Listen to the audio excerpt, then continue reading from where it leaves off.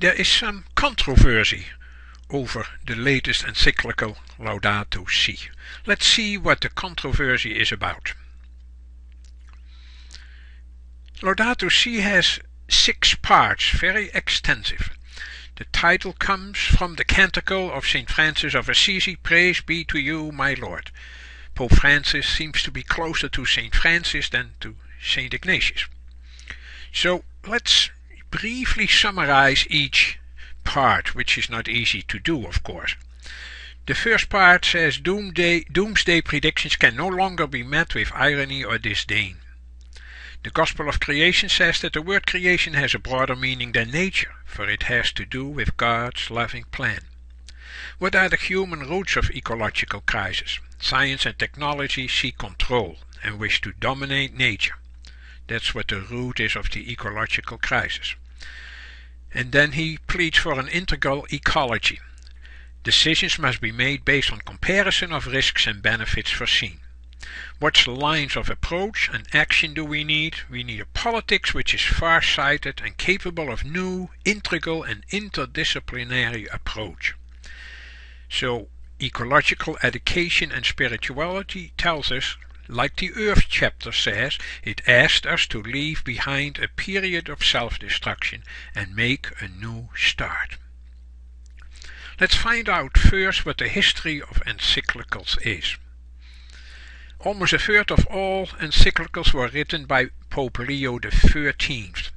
His most famous encyclical laid out church teachings on economic issues, as well as church-state relations.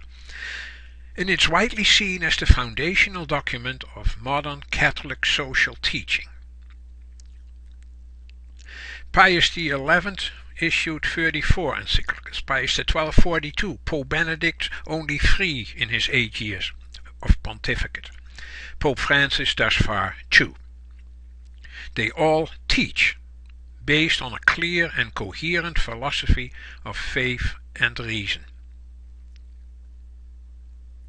So what is the nature of encyclicals? Encyclicals are papal letters. It means literally circular letter, containing the Pope's views on church teachings and doctrine in a particular area. While encyclicals do not set down church doctrine, they are in essence official documents and are considered authoritative teaching, since popes speak for the church. These documents have come to be recognized as the most frequently used vehicles of the Holy Father's teaching of the flock and trusted to his care. So what is the authority of encyclicals? The Holy Father has the right to demand, and actually has demanded, a definite and unswerving internal assent to his teaching from all Catholics. Formally, however, it does not have the infallibility that comes with declarations made ex cathedra. The First Vatican Council in 1870 insisted very strongly upon the duty Catholics have to accept that portion of papal teachings that also includes encyclicals. The Council insists that the teachings set forth in papal encyclicals must be accepted sincerely. What is the core intent behind this new encyclical? Pope Francis proclaims the goodness of creation. We are only God's stewards or trustees, who have a grave responsibility to cultivate the earth, not destroy it. We should use it the way God has intended us to use it. The earth is a common good, belonging to all and meant for all. In contrast, the current consumerist model hurts the poor and the planet. He follows the Catechism of the Catholic Church that says it's our responsibility as good stewards of creation to care for our world and not steal resources from future generations. That's the core intent behind the new encyclical. The core message is definitely not new. Pope John Paul II had said already the ecological crisis is a moral issue, and that all men and women have an obligation to contribute to the restoration of a healthy environment. Pope Benedict has said already that we must be prepared to encourage more sober lifestyles. It is clear that love and care for creation are an essential dimension of our faith. So this social encyclical helps Catholics to respond to the environmental challenges our world is facing today. Pope Francis calls for an open dialogue in society about how best to tackle the global issues we face. That's the core message. Yet there are reasons for controversy. Of course, not the reasons that we don't like to hear what the encyclical says. There must be a more serious reason behind it. So, when we look at what the Pope says, then there are certain questions that might be raised. The first one would be that the encyclical endorses a particular science, that it endorses a very dubious science, that it violates its own assumptions, some have said, and that it has more preaching than teaching, and that Mother Nature is not divine. Let's study these 5 questions and see what they are worth. Does the encyclical endorse a particular science? An encyclical is not a scientific document, but rather a faith-based one. Even in the infamous Galileo case, the Church did not endorse geocentrism, but only asked Galileo to present heliocentrism as a mere hypothesis. It did not endorse either one. Pius XII did not endorse evolutionary theory in his encyclical Humani Generis, but he said it was not in conflict with faith. That's a different approach. The Church has never endorsed the Big Bang theory or the theory of relativity. So Francis should not officially endorse the theory of man-made climate change. The Church cannot canonize scientific theories. First of all, because science is never final. And then we have to realize who is the main scientist behind the scenes. Amazing, but Pope Francis has chosen as his only lay advisor Schellenhuber of Germany's Potsdam Institute, which has been crafting data indicating alarming climate change. His predictions are based on yet-to-be validated computer-generated models predicting doomsday scenarios. I'd like to call him a German Al Gore. In 2011 he said that the emissions curve for carbon dioxide needs to peak no later than 2020, and now he says at the latest by 2030. Besides, he's an atheist and an advocate of population control. He once said the carrying capacity of the Earth is less than 1 billion. Is he really a good choice to be the advisor for an encyclical? And it's also endorsing dubious science. In reality, satellite data confirms there has been no notable warming for the past 18 years. Sea ice is on the rise, crop production is increasing, hurricane numbers are down, sea level rise has declined for the past decade. All these catastrophic predictions did not happen. Was the pontiff misinformed or even disinformed? Should this so-called information be in an encyclical?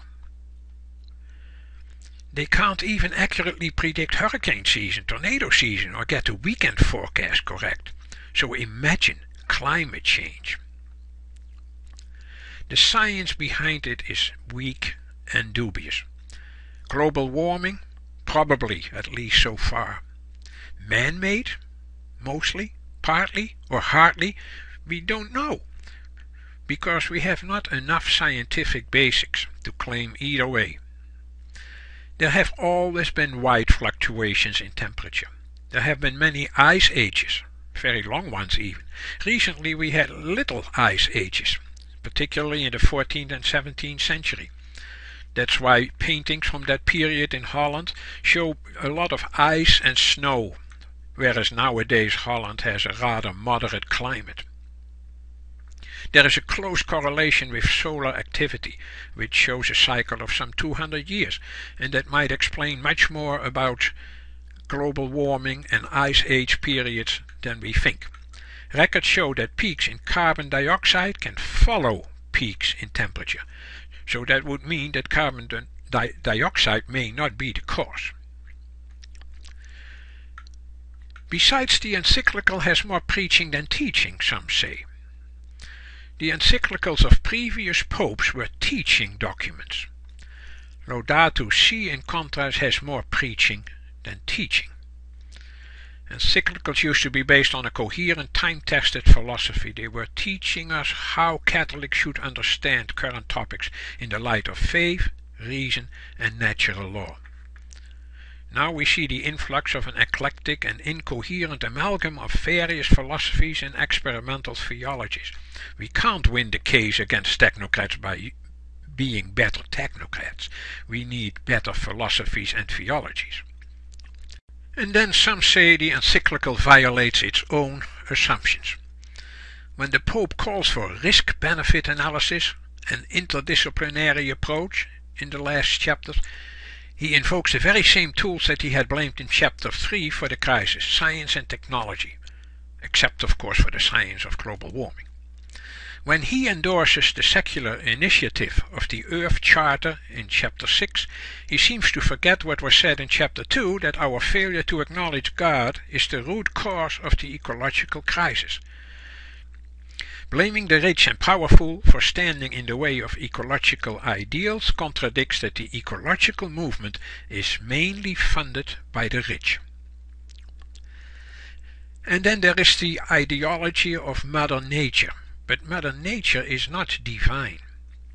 The Earth chapter is a completely secular initiative. It aims for a sustainable global society founded on respect for nature, universal human rights, economic justice, and a culture of peace. How is all of that possible without God?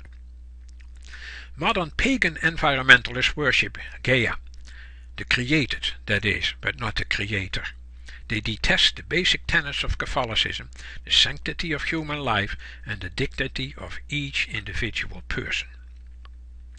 The global ecology movement is a rich country phenomenon funded by the rich, and often based on ideologies of Mother Nature. No wonder that there are critical voices, even from inside the Church. Australian Cardinal Pell, who is now in the Vatican, has criticized parts of the Pope's encyclical on the environment. He said the Church has no particular expertise in science. The Church has got no mandate from the Lord to pronounce on scientific matters. We believe in the autonomy of science. On the other hand, he also had praise for the encyclical, saying it's got many, many interesting elements. There are parts of it which are beautiful. It's more preaching than teaching. Ross Douthat in the New York Times, a Catholic, said about the encyclical, "The global poor have become steadily less poor under precisely the world system that the Pope decries." So, what do we end up with? A general assessment. Excessive consumerism is not Catholic. We have a moral obligation to protect the earth for the common good and the good of future generations. That has been proclaimed by many other popes. As a church document, it is a social encyclical, with a vital message that cannot be ignored. But as a faith document, it cannot oblige us to accept a very controversial scientific theory of man-made climate change that has the scientific community deeply divided. In 244 it says, "We come together to take charge of this home which has been entrusted to us."